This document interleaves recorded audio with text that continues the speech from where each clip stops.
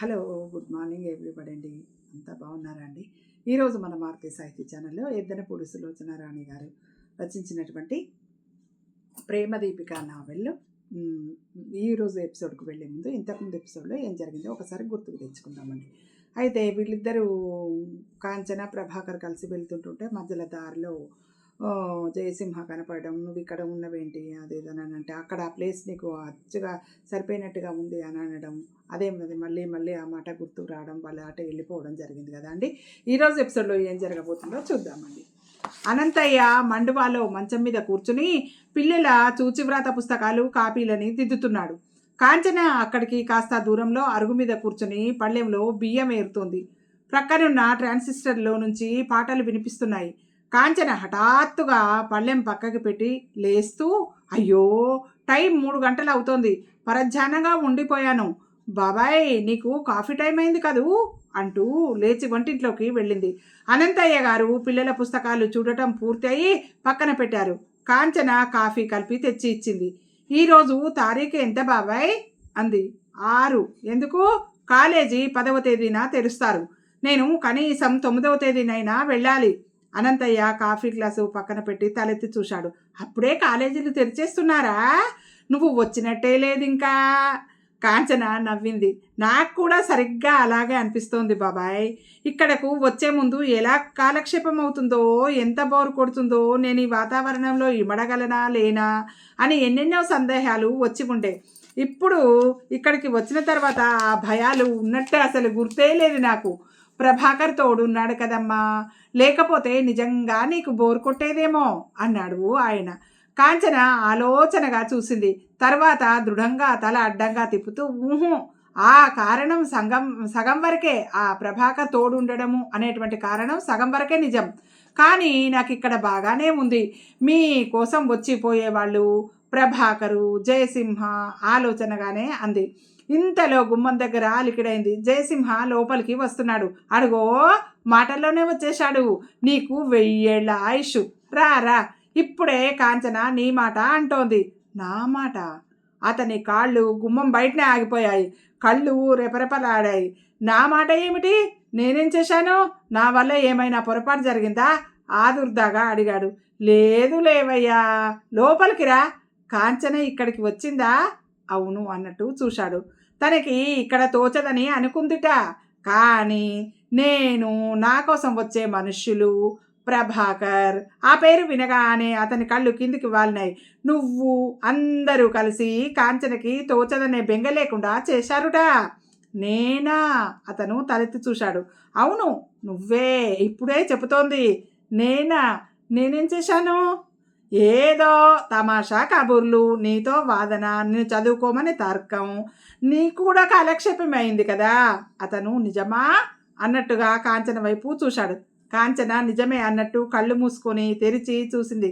నిజమే అన్నట్టు కళ్ళు మూసి తెరిచి చూసింది. అతని కళ్ళలోకి కాంతి చెంగున ఎగిరి వచ్చింది. అతని మనసులో కలిగిన సంతోషం అతని ముఖంలో వెన్నెల గోదావరిలా పొంగి రానే వచ్చింది. జయకి కూడా ఇవ్వమ్మా అన్నాడు అనంతయ్య. అబ్బా, ఇంకా నువ్వు నాకు చెప్పాలా బాబాయ్?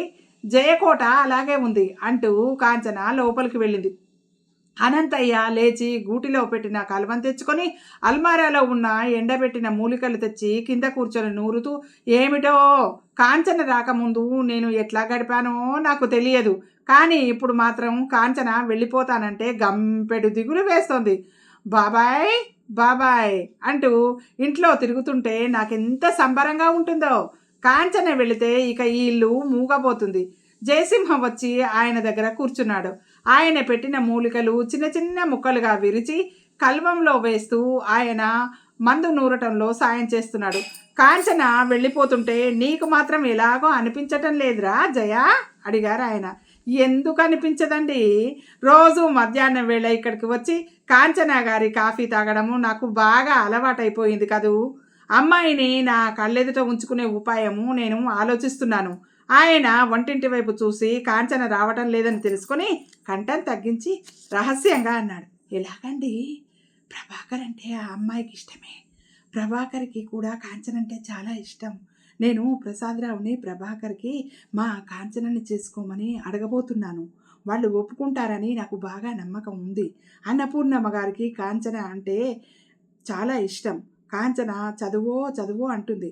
ఆడపిల్లలది ఏముందిలే, పెళ్ళే ఇష్టపడే భర్త దొరికితే అన్ని విషయాలు మర్చిపోతారు.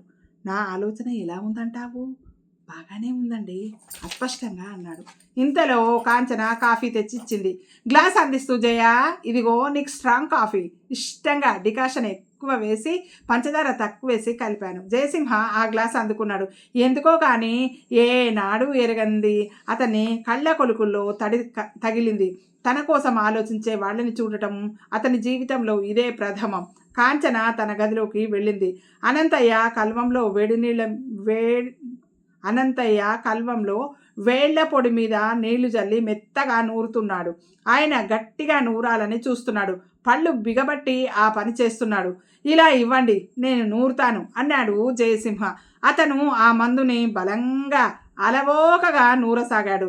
పంతులు గారు, ఏమిట్రా నేను అడిగింది మీరెప్పుడు చెప్తారు అని కంఠం చాలా సీరియస్గా ఉంది. అడిగేప్పుడు జయసింహది, ఏమిటి, ఇంకేముంది, నేను రోజు అడిగేది మీరు మాట్లాడనిది. అంటే నీకు మశూచకం వచ్చినప్పుడు నేను చూశానని ప్రతిఫలంగా ఏదైనా కోరుకోమంటున్నావు, అదేగా? అదిగాక ఇంకేముంటుంది నాకు? మీకేం కావాలో కోరుకోండి, ఒక్క చదువుకోమని చెప్పడం మినహా. అవసరం వచ్చినప్పుడు అడుగుతానని చెప్పాను కదరా. కాదండి, మీరు త్వరగా చెప్పాలి.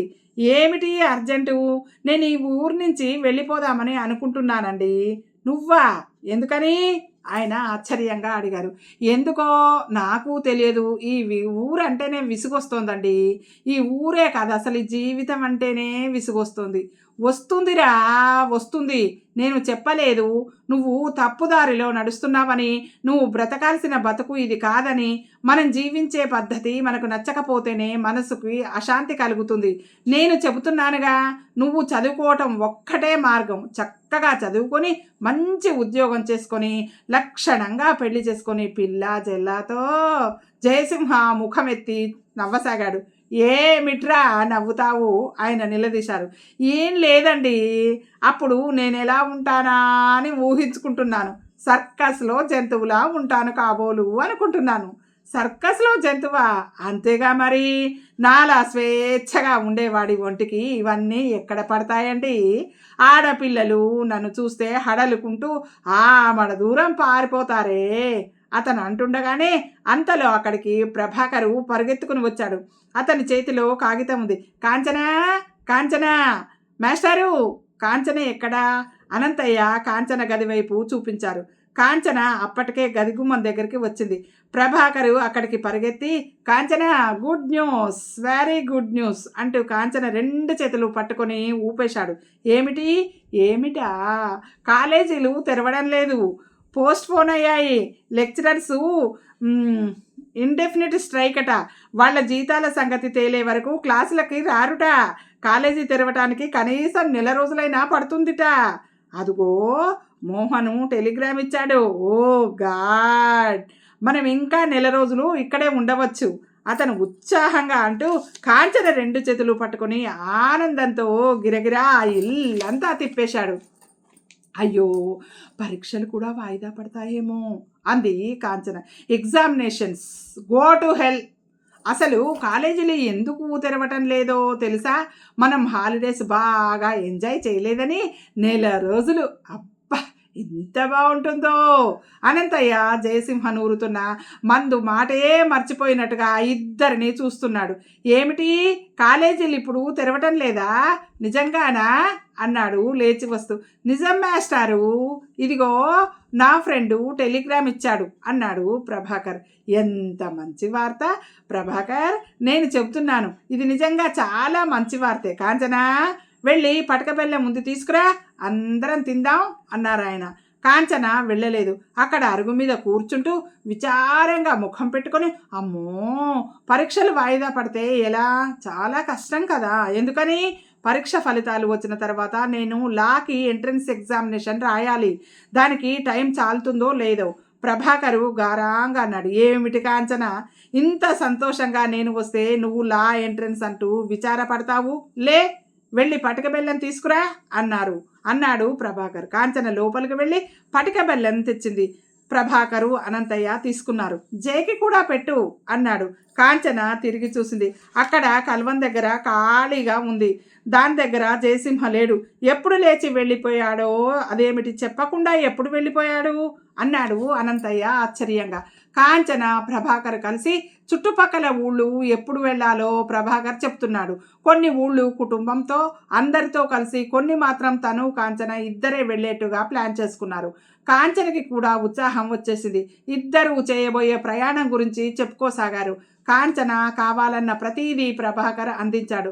కాంచన వద్దన్న చోటు అతను మారు మాట్లాడకుండా తిరస్కరించాడు. ఇద్దరు ఆ చుట్టుపక్కల ప్రపంచమే మర్చిపోయినట్టుగా తర్కించుకుంటున్నారు, నవ్వుకున్నారు, నిర్ణయాలు కూడా చేసుకున్నారు.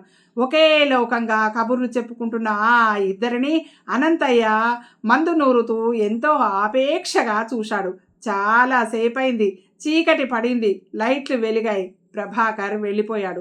అతను వెళ్ళిన తర్వాత దక్షిణం వైపున ఉన్న వరండా తలుపులు మూయటానికి వచ్చిన కాంచన ఒక్క నిమిషం ఆగిపోయింది. అక్కడ అరుగు మీద ఆరు బయట జయసింహ తల కింద చేయి పెట్టుకుని కాలు మీద కాలు వేసుకుని పడుకుని ఉన్నాడు. జయా, కాంచన పిలిచింది. అతని కంఠం ఏదో లోకంలో ఉన్నట్టుగా భారంగా ఉంది. ఎంతసేపు అయింది వచ్చి? వెళ్ళిపోయావుగా, ఎప్పుడొచ్చావు? నేను ఎక్కడికి వెళ్ళలేదు, ఇందాకటించి ఇక్కడే ఉన్నాను. ఇక్కడే ఉన్నావా? ఆశ్చర్యంగా చూసింది. మేమంతా ఇంట్లో ఉంటే నువ్వు ఒక్కడివి ఇక్కడ ఎందుకున్నావు? నాకు అప్పుడప్పుడు అలా ఉండాలని అనిపిస్తుంది. అయినా నేను ఒంటరివాడిని ఎలా అవుతాను? ఈ భూమి, ఆకాశం, ఈ గాలి, ఈ నక్షత్రాలు, ఇవి తోడు ఉన్న ఏ మనిషి ఈ లోకంలో ఎప్పుడూ ఒంటరిగా భావించకూడదు. కాంచన అతన్నే చూస్తోంది. అప్పుడప్పుడు అతను అలా చాలా వేదాంతం మాట్లాడటం చాలాసార్లే చూసింది కాంచన. ప్రభాకరు, కాంచన తుల్జాపూర్ చూడ్డానికి ప్రయాణం అయ్యారు. కాంచన అనంతయ్యని నువ్వు కూడా రా బాబాయ్ అంది. కుదరదులే అమ్మా, మీరిద్దరూ వెళ్ళిరండి. మీరు షిరిడి వెళ్ళేటప్పుడు వస్తానుగా. అక్కడికి నేను, ప్రసాదరావు, అన్నపూర్ణమ్మ గారు అందరం కలిసి వెళ్దాము అన్నారు ఆయన. కాంచనకి బాబాయ్ కూడా వస్తే బాగుండు అని ఉంది. కానీ ఆయన రావటం లేదు. ఆయన పని ఉంది అని చెప్పే మాట కేవలం వంక అని, తను ప్రభాకర్తో కలిసి వెళ్ళటానికి అలా సాకు చెప్తున్నారని కాంచనకి అర్థమైపోయింది. కాంచన మాట ఎలా ఉన్నా ప్రభాకర్కి మాత్రం ఈ ప్రయాణం గురించి చాలా ఉత్సాహంగా ఉంది. ప్రసాదరావు గారి స్నేహితుడు ఆయన రాజారావు గారి కారు అడిగి తీసుకున్నారు. ప్రసాదరావు గారి స్నేహితుడైన రాజారావు గారి కారు అడిగి తీసుకున్నారు. చాకలి ఇస్త్రీ చీరలు తెచ్చి ఇచ్చింది. కాంచన వాటిని లెక్క చూసుకుని తీసుకుంటుంది. ఇంతలో బయట నుంచి కాంచన ఉండే ఇల్లు ఇదేనా అన్న అమ్మాయి గొంతు వినిపించింది. ఎవరో వచ్చినట్లున్నారమ్మా అన్నాడు అనంతయ్య. కాంచన తలెత్తి గుమ్మం వైపు చూసే లోపలే గుమ్మంలో రజని కనిపించింది. చేతిలో ఎయిర్ బ్యాగ్ ఉంది. కుడి భుజానికి ఆమె ఎప్పుడు వేసుకునే హ్యాండ్ బ్యాగు వేళ్లాడుతోంది. రజని, నువ్వా? కాంచన చేస్తున్న పని మర్చిపోయి ఆశ్చర్యంగా లేస్తూ అంది. అప్పటికే కాంచనని చూసిన రజని పెట్టె కింద పెట్టేసి హై హీల్స్ టకటకడా శబ్దం చేసుకుంటూ పరిగెత్తుకు వచ్చి కాంచన అంటూ కాంచనని గట్టిగా పట్టుకుని భుజం మీద తల దాచేసుకుంది. రజని, ఏమిటి విశేషం? ఏమిటిలా హఠాత్తుగా ఊడిపడ్డావు? నువ్వు వస్తున్నట్టు నాకు ఉత్తరమైనా వ్రాయలేదే. కనీసం టెలిగ్రామ్ అయినా ఇస్తే నేను స్టేషన్కి వచ్చేదాన్ని కదా. కాంచన గబగబా ప్రశ్నల వర్షం కురిపించింది. ఉత్తరం వ్రాసేందుకు, టెలిగ్రామ్ ఇచ్చేందుకు అంత టైం ఎక్కడిది కాంచన? రజని ముఖం కాంచన మెడవంపులో ఒదిగిపోయింది. మరు నిమిషం కాంచన వేసిన అన్ని ప్రశ్నలకి సమాధానంగా ఒక్కసారిగా వెక్కి వెక్కి ఏడవసాగింది.